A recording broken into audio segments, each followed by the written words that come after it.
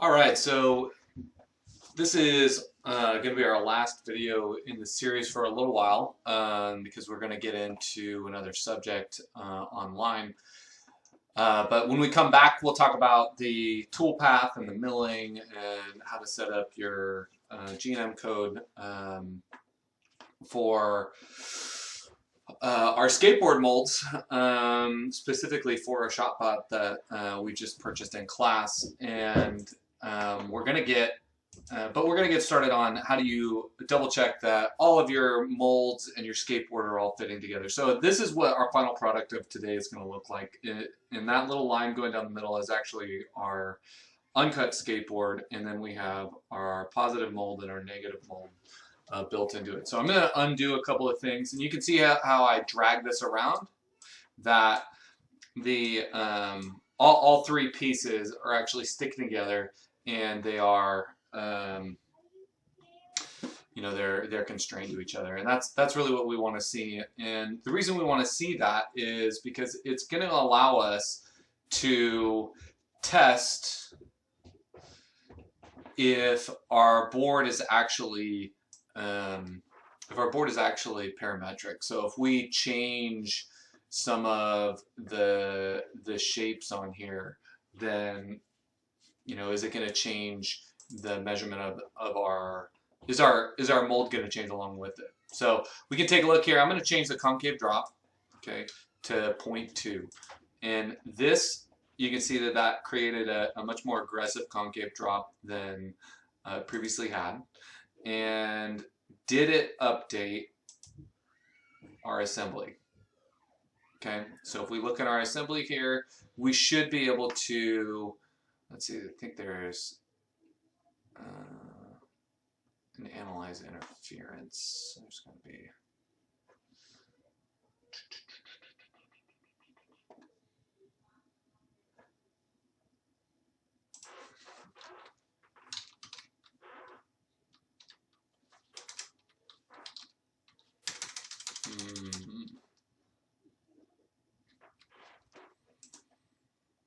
where is that? It's got to be in here somewhere. Come on. Okay. Well, let's get on to, let's see. Interference detection. That's where it is there. Okay. So let's see.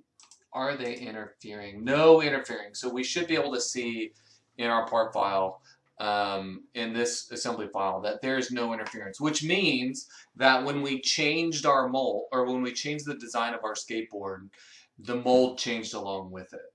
So the skateboard, uncut skateboard, is now linked properly. We know that it's linked properly to our molds, and so any changes that we make in there will update our molds, and then eventually our toolpaths and our G&M code automatically. Which is great. So we've done things right so far. So now let's actually show you guys how to bring. So I'm just undoing the constraints that I had in here, and you guys can see kind of the process that it went through a little bit, and a lot of finicking around here. All right, and I'm going to undo one more time. Okay, and we're actually going to delete. We're going to delete that assembly. Okay, so now we're going to go back down to the insert new element, and you're going to say create assembly. Okay, and so in the assembly file, this is where you're going to be inserting the other parts that you guys have already made. So we're going to say I want to input the negative mold. Okay, I want to put the positive mold, and then I want to put in the uncut skateboard.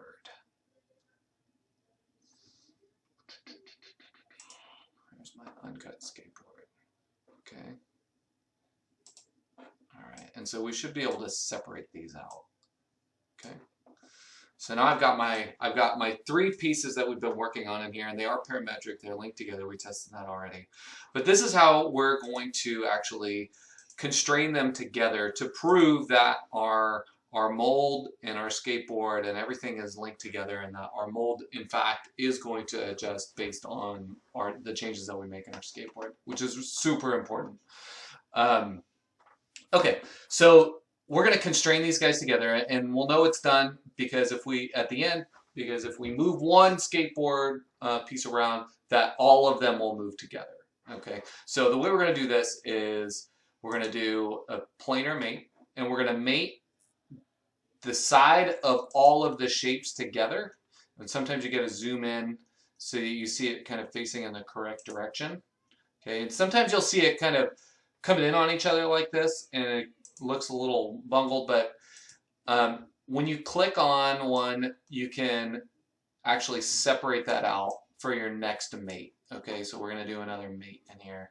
And we're going to click on the planar mate. And this is very similar to those of you that went through my first class, which was when we did the puzzle cube project. And that was actually more of a complicated mating constraint project because you had 6 or 5 pieces that you had to mate together. So the top 2 are mated together. Now we just need to bring that mold down to fit against this guy. So, and this is kind of a good example of what we'll be doing in class when we actually press a skateboard. When we physically press the skateboard, you're gonna see your board and your mold will look like this. Okay, so we're gonna mate that, and so now these 2 are fully constrained together. You can see how when I move one around, the other moves around with it. Okay, and then we're going to do one more constraint here. Okay, so we can move that guy. Yep. So we know it's not done because every time I grab it, if it moves around, it means that it is not done. Okay.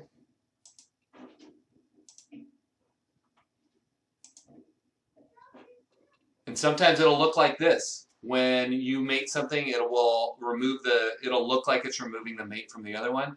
But once you click check, it will actually go back and include the other constraints. So you can see here, it's only needing a mate constraint, or it's needing a planar constraint in one more direction. There it is.